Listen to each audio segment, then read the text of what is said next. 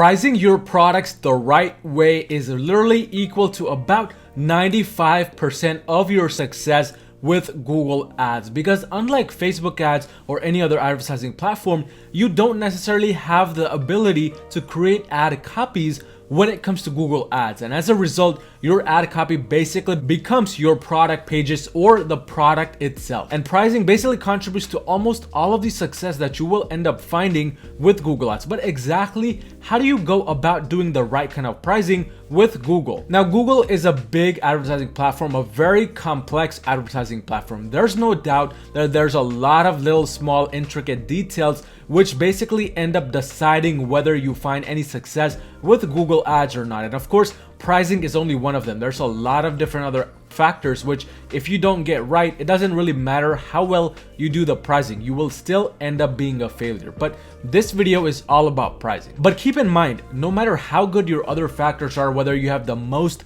amazing landing page in the world or you have the most innovative product in the world, if you are overpricing it or if you're not able to convey the right kind of value because you're underpricing it, you are not gonna sell that product, period. Because one of the first things any person does when they go onto Google after they type in any given term like buy this or buy that, what they do is they open up the little arrow on the right side to look at all of the listings which are coming up on Google Shopping, and they like to scroll through the listings. They like to look at the different things available in the market. And even though there's a lot of terms out there which describe your product exactly, like maybe you sell something very specific and it has a model number, even then the end game comes down to who is selling that same exact product for the cheapest. Now, does this mean that you go out there and you become the cheapest store out there, you sell everything for the cheapest?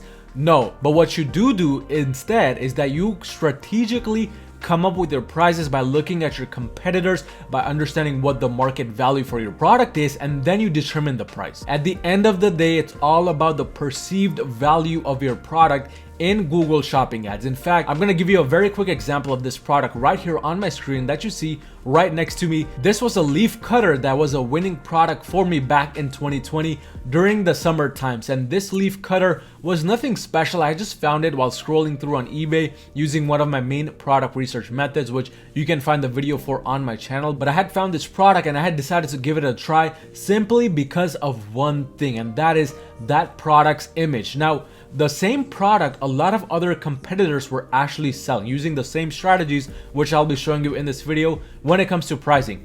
They were selling the product at a very competitive price, but my image stood out. And because my image stood out, I was able to sell that same exact product for about $50 more. And the amazing thing is that product was actually selling for me more than it was selling for my competitors who were selling it for $50 less. So the reason why I'm telling you this is at the end of the day, it's all about the perceived value.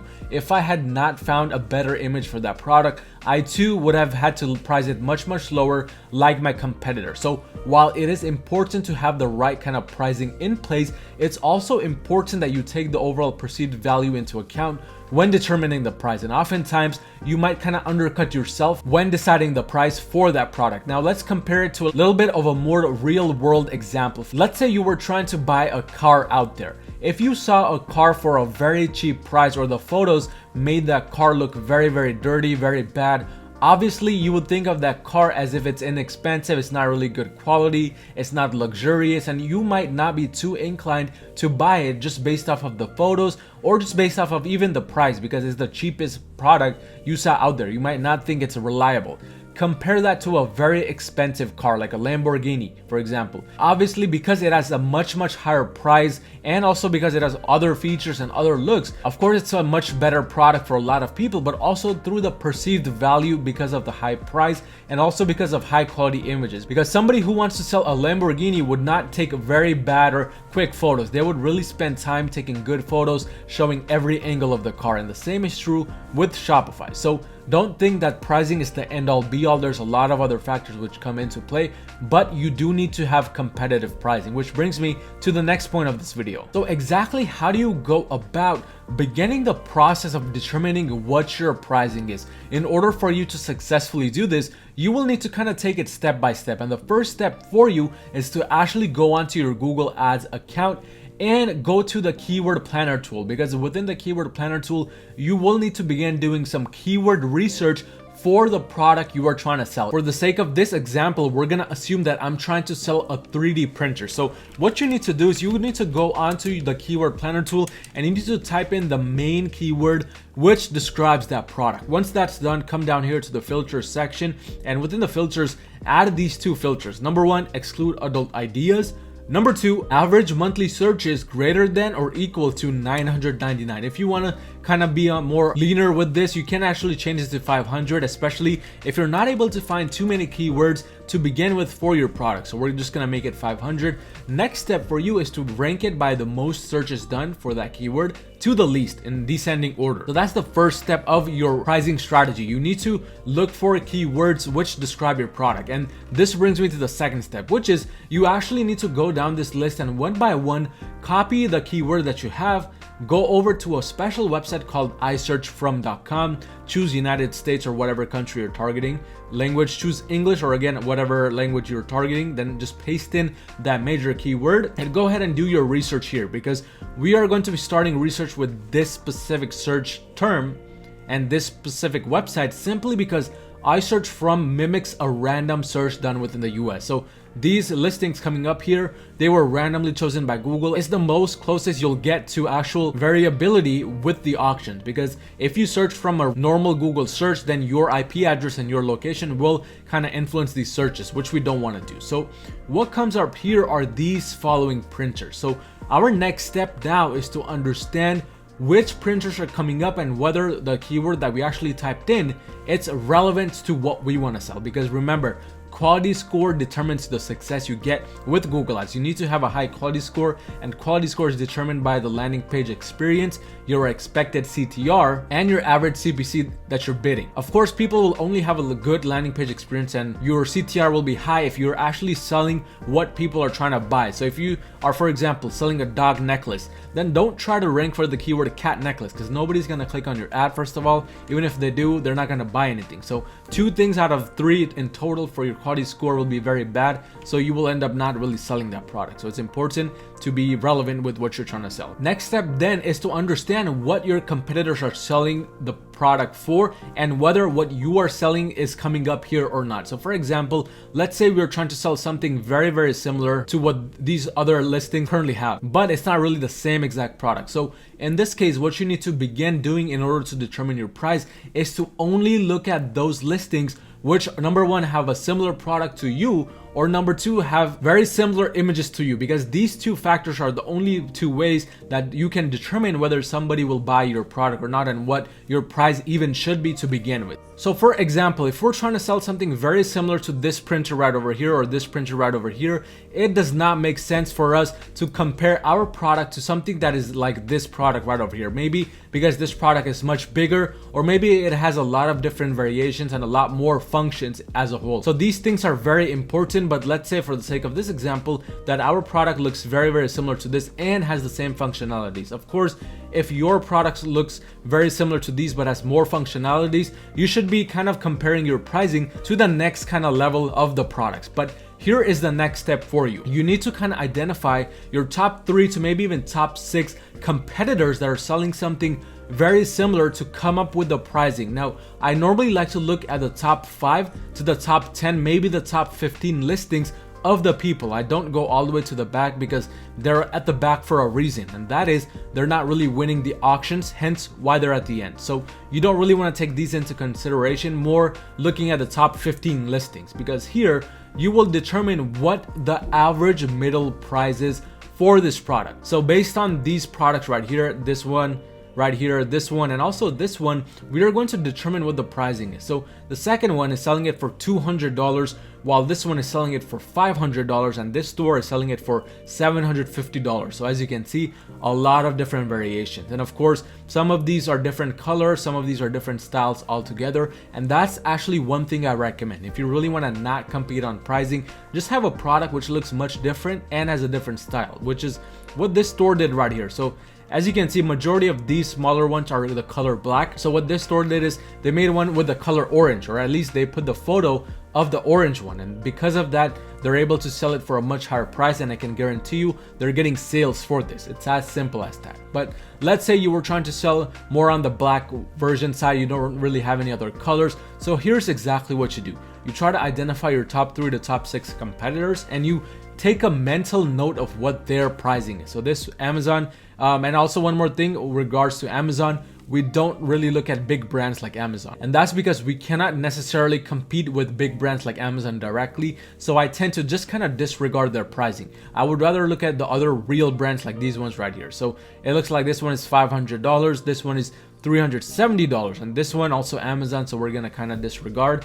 This one right here, Best Buy, another big brand, so we don't really need to look at. So overall, just based on what we have seen so far, what we understand is that this product gets sold for anywhere between $370 to about $500 even. That is the baseline. So you have understood what the price is for this keyword, but you are not done yet, because you're not just gonna be ranking for one keyword alone.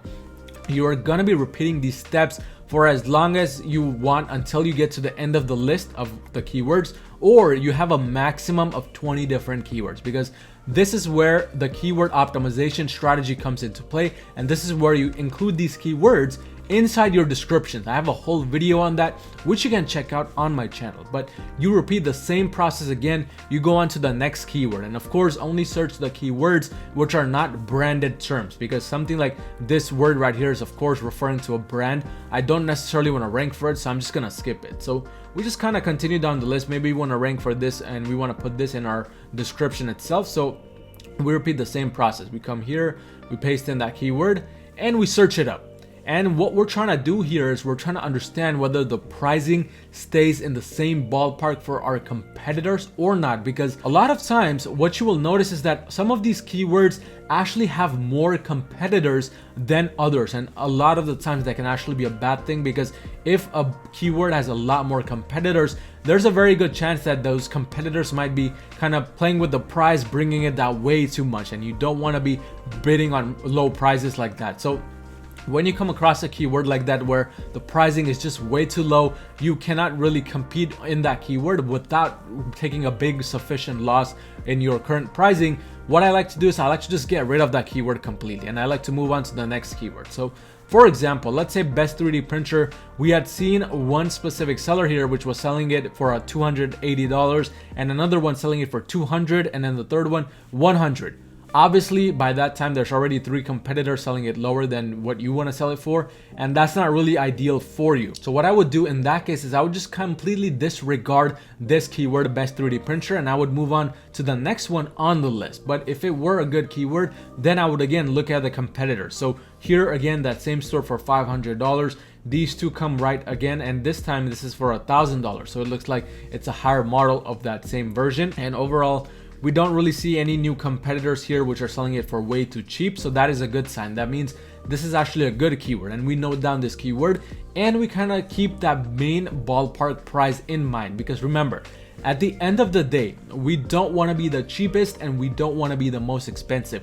We want to be right in the middle. We want to be average, because average works best when it comes to Google Ads. So that's essentially what you are really looking for when it comes to Google Ads. And you want to be repeating the same step over and over and over again until again you have a maximum of 20 keywords, or you're at the bottom of the list, because now by the end of this you will have 2 things in hand. You will have all of the keywords which you need to either number 1 include in your titles, or number 2 include in your descriptions, and on the other hand you have the perfect pricing which you should sell this product at. So for example, let's say we go through this entire keyword list, and by the end we only come to realize that the main pricing that this product, or at least a similar version, is getting sold for anywhere between $300 to $500. Then here is where we come in and decide the pricing. So what we would do in this case is we want to, again, like I mentioned, be average. So we would make the pricing $400. So that means we would make it $399.95 or $399.99, right in the middle. And that is literally how I am pricing my products. just looking at my top 3 to top 6 competitors and then determining whether I have any chance of selling for that keyword or not, and if I do, what is the ideal price range that I need to be in. Now I'm going to show you another example of a much more competitive product. So for example, let's say we were trying to sell something that was way too competitive. A lot of other brands were selling it, and it is this product right here called the blackhead remover. A lot of people have already had experience selling this, but one major issue with this product and why I would not even bother selling it today is because of the overall competitiveness. I mean, as you can see, all of these images are just not professional at all. They're very bad images, and these are all potential drop shipping stores, which you again don't really want to compete with, because drop shippers, what they like to do is they like to compete on the pricing. So that is exactly what's happening here. In fact, no real trick would do the magic here in this case, even having a completely new product, just because this product itself is oversold and the prices are very, very low. But here is exactly how I would go about determining the pricing if I were to sell for this keyword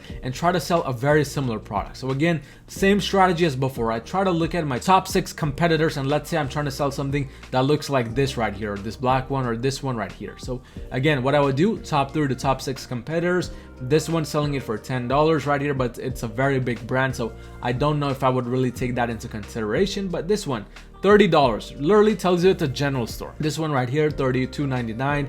This one, $35. This one, $28.95, and so forth. So it looks like, based on what we see, the pricing can range, at least with the smaller brands, is $28.95 to $34.99. Very small range, but that should give you a general idea as to what you should be pricing your product, and that is right in the middle. So if the highest is $34.99, if the lowest is $28.95, you want to be right in the middle at around $30 to maybe even $31. If you want to take this into account, then you would just drop that price by a lot to maybe even $27 or even $25. But again, at the end of the day, it's all about comparing your product to a similar product or to another product with similar kind of functions and attributes. So for example, if you're trying to sell something like this, there is no reason for you to compare your product to this product right here, which costs $193, because of course this product looks much different. Also, it probably has a lot more functionalities and is much more premium than what you're trying to sell. So you either get on their level and sell something as premium as theirs, or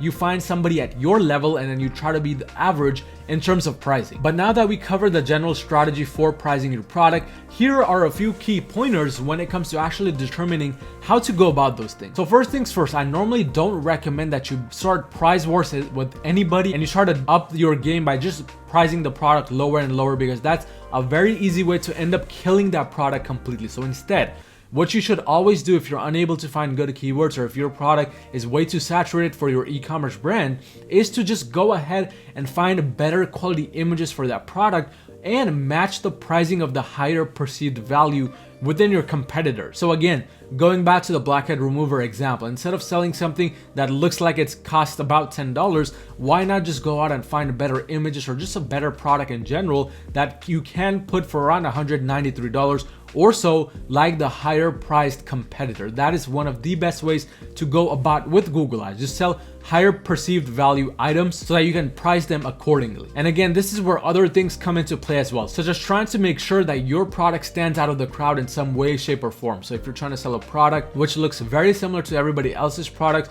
you might be better off just selling a product with a different color altogether or a different style, etc. And then you can price it accordingly, again looking at your competitors, because unfortunately, unlike Facebook and TikTok, Google Ads is a comparison-based platform. People do often compare prices, but if you find ways to stand out, then even the price comparisons won't stop somebody from buying from you. And the second biggest thing you always want to be doing is comparing your prices to at least 3 to 6 other competitors. Don't just determine what you want to price your product at based on one other person or based on 2 other people, because that's not really an ideal way to go about it. You want to have a bigger pool of competitors where you look at their prices and then come up with the best possible solution for your price. But that is pretty much it to how you price your product. If you're looking to get more help, if you're looking to outsource your Google Ads and take it to the next level, especially if you're doing $30,000 or more in sales as of right now, go onto my website at yourmarketing.com and book a free call with me to see how I can help you take your e-commerce brand to the next level. But if you found any type of value in this video, destroy that like button and destroy that subscribe button, and I will see you in my next video.